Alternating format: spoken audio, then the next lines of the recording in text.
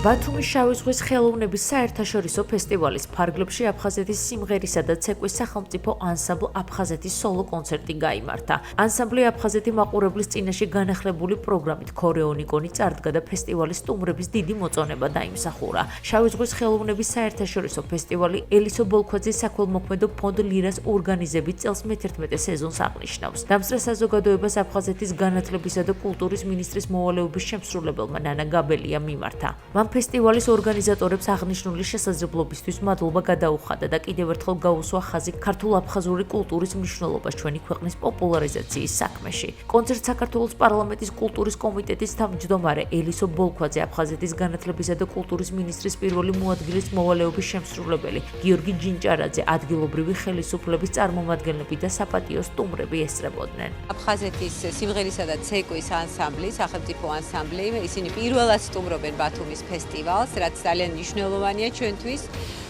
და რაც თან მტკივნეულიც არის და გვახსენებს იმ სიტუაციას, რაც აქვს საქართველოს და რაზეც სულ ფიქრობ და რის იმედიც ყოველდღიურად გვაქვს, რომ საქართველო აუცილებლად მალე და ძალიან მალე დაიბრუნებს ამ არაჩვეულებრივ ნაწილს.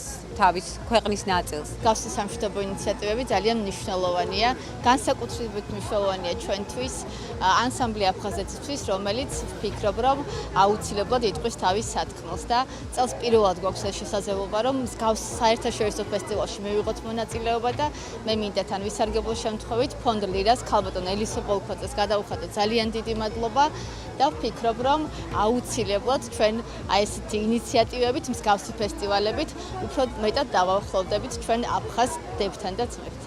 ის ადამიანები, ვის მაგალითად ამ ფესტივალში იღებენ დღესდღეობით მონაწილეობას და აქ ამ კონკრეტულად ამ ფესტივალისთვის არიან ჩამოსულები, უმაღლესი დონის მუსიკოსები არიან და ძალიან მნიშვნელოვანია ამ ფესტივალში როგორც კონკრეტულად ანსამბლი აფხაზეთის მონაწილეობა.